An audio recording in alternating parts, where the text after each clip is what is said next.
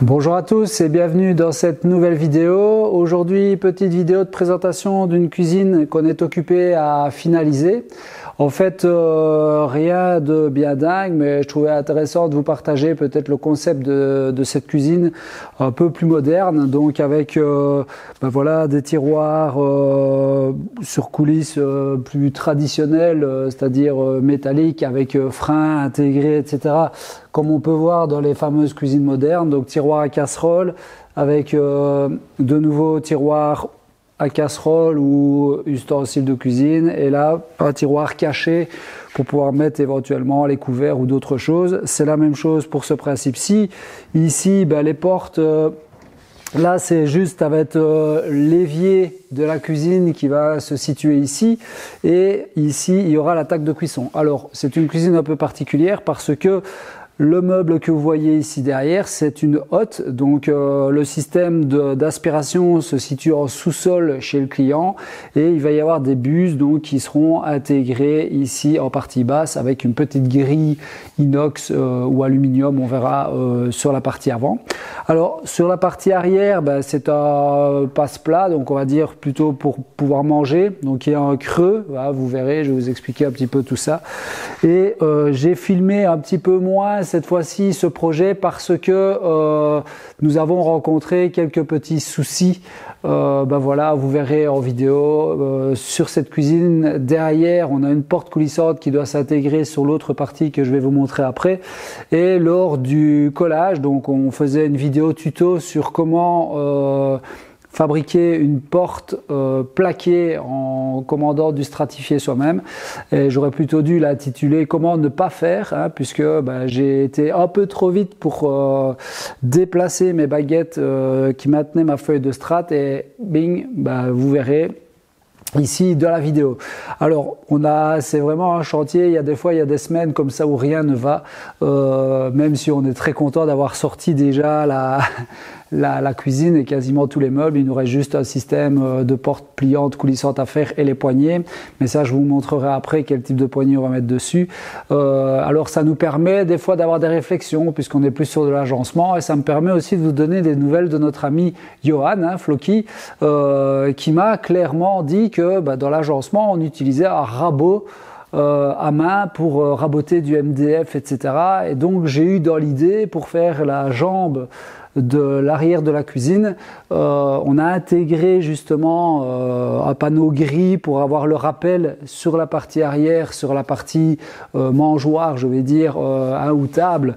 Le bas du panneau, mais vous verrez aussi, est gris, donc on l'a intégré en totalité dans le panneau de 40 mm, et pour ce faire j'ai raboté à la main. J'ai essayé de suivre la technique de mon camarade Johan, et vous savez, il aime encore bien de temps en temps me faire des petits clins d'œil avec la radio Pirard ou bien mes expressions, etc. C'est l'occasion cette fois-ci moi de lui faire un petit clin d'œil, puisque comme vous le savez, on ne le voit plus beaucoup pour le moment sur YouTube. Il est fort occupé, notre camarade, je pense, et donc voilà, moi je discute quand même beaucoup avec, et on se partage des petites techniques l'un l'autre, et là il m'a donné une technique que je ne connaissais pas, c'était d'utiliser un rabot numéro 4 pour raboter du MDF. Donc raboter du MDF, je suis désolé monsieur, mais en tout cas dans l'agencement, dans mon métier, ça se fait. Voilà, Cyril me le dit aussi, voilà, comme ça au moins lui aussi il sera bien dans la merde. Voilà, à tout à l'heure.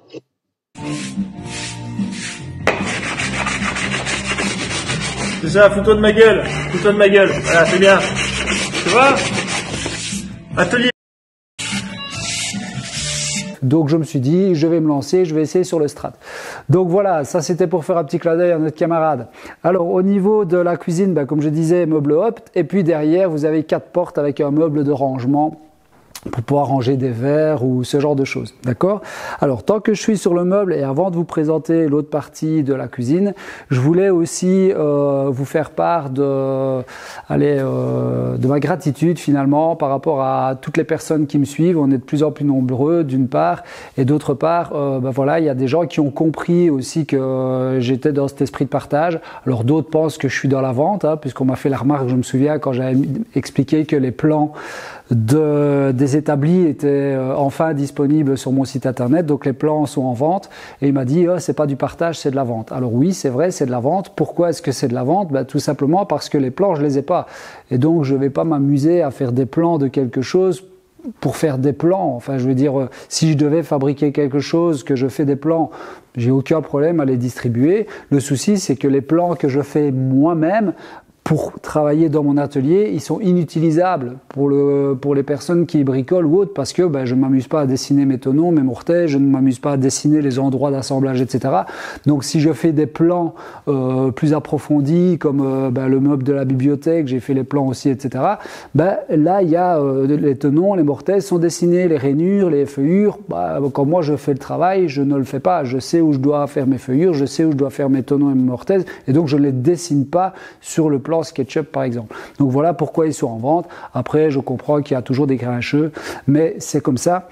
Par contre, je tenais à remercier donc Louis-Marie qui m'a envoyé 2 pots de miel de son frère. Donc je ne vais pas citer son nom de famille parce que je ne sais pas s'il est d'accord, mais son frère donc est apiculteur et m'a envoyé gentiment 2 pots de miel, donc un pot de miel de châtaignier et un pot de miel au tilleul. Alors dans sa lettre accompagnée des pots, il me demande ce que j'en pense. J'apprécie énormément, il est très très bon, les deux d'ailleurs. J'apprécie beaucoup le miel, et j'ai encore plus apprécié la lettre qui accompagnait les pots de miel, puisque il me remercie justement de donner la force à certains jeunes qui souhaitent se lancer, et c'est totalement le but de cette chaîne, c'est de pouvoir donner un maximum d'informations. Et quand je me trompe, pas hésiter à le mettre aussi et à me le dire pour que je puisse modifier mon fusil d'épaule pour pouvoir aiguiller les plus jeunes. Ça, c'est vraiment mon envie et l'envie de partage. Alors d'autres ne le comprennent pas, mais voilà, c'est comme ça.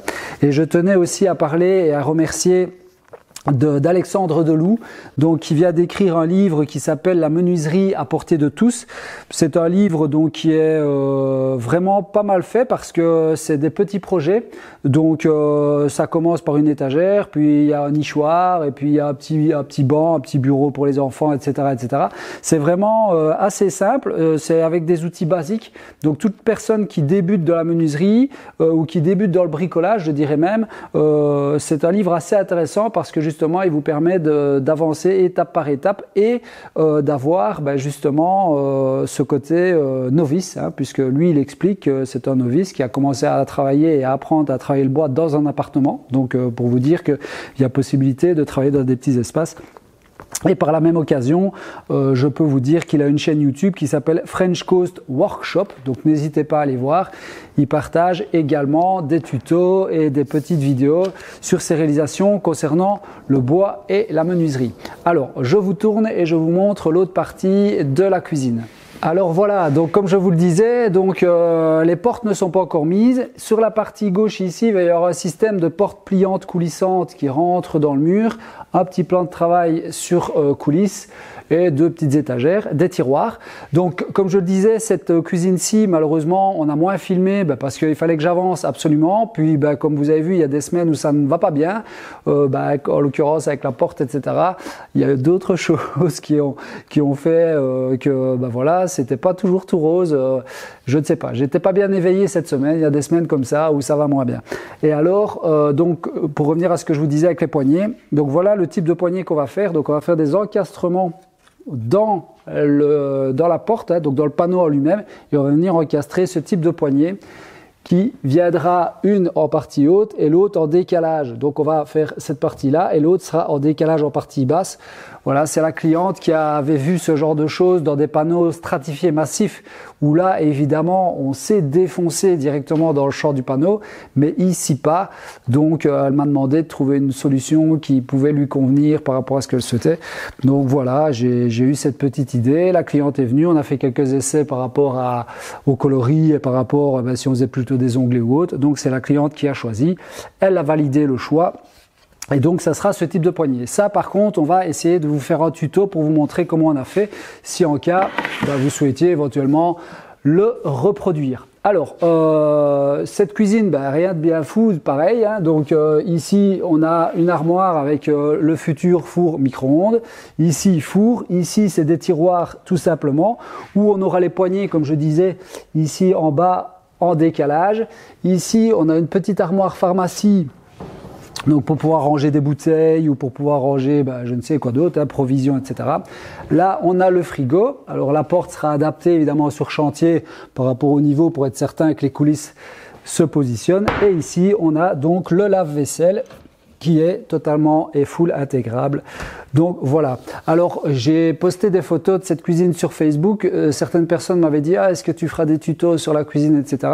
Alors pour être honnête, cette cuisine, j'ai pas tellement filmé. On a filmé plein de choses, on a plein des rushs, mais des caissons, j'en ai déjà fait. De l'encollage de champs, j'en ai déjà fait. Couper des panneaux mélaminés, j'ai déjà montré.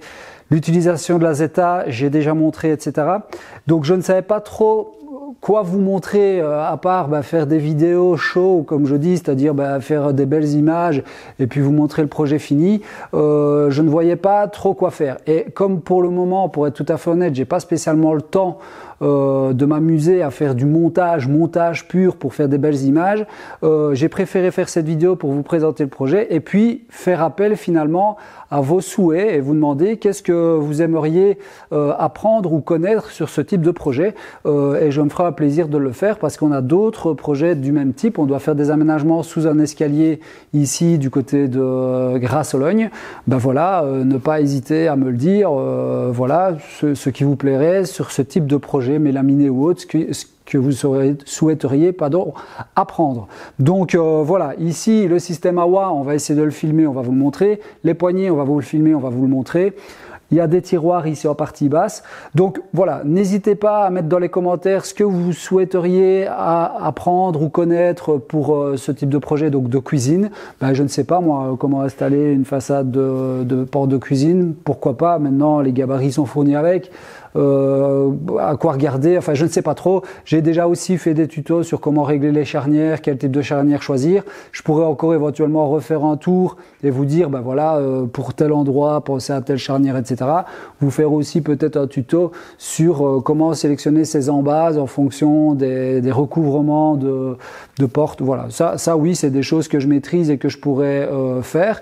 Le système AWA, ben, je vais le découvrir finalement comme vous si je fais une vidéo pour. J'ai déjà un petit peu jeté un œil. Voilà, je pense que c'est prêt. Le truc, c'est que de nouveau, de la manière dont il va être installé sur cette cuisine, il va être installé d'une manière non traditionnelle, c'est-à-dire que normalement, c'est entre deux panneaux qui font caisson et puis un meuble à l'intérieur. Moi, je viens en buter contre cette porte-ci qui va faire office de corps de meuble. Enfin, là, je vous raconte, c'est du chinois pour vous qui n'avez pas étudié le projet. Mais voilà.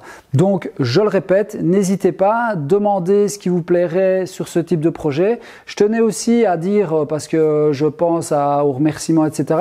Je tenais aussi à remercier Vanessa, qui m'a gentiment envoyé le suite Sulev Academy, puisque, comme vous le savez, moi j'ai reçu mes t-shirts, hein, les t-shirts Sulev Academy, mais je suis tout le temps en sweatshirt en fait avec une capuche, et donc elle m'a gentiment envoyé un sweatshirt avec l'argent qu'on a récolté suite à la vente de certains t-shirts. Donc je vous remercie aussi pour toutes les personnes qui ont acheté les t-shirts. Comme vous le savez, c'est pas le but de faire du profit. Il y a eu des demandes, des gens nous ont demandé, c'était plus sur la déconne. On l'a fait. Les gens l'achètent, c'est très bien. Ils sont fiers et heureux de m'envoyer des photos avec leurs t-shirts et tout. Moi, ça me fait super plaisir parce que c'est preuve qu'on crée une communauté quelque part. Donc voilà, je tenais aussi à dire que je n'oubliais pas toutes les personnes qui m'ont envoyé, ben voilà, je dois faire un assemblage japonais, mais j'ai chopé le Covid au moment où je voulais le faire.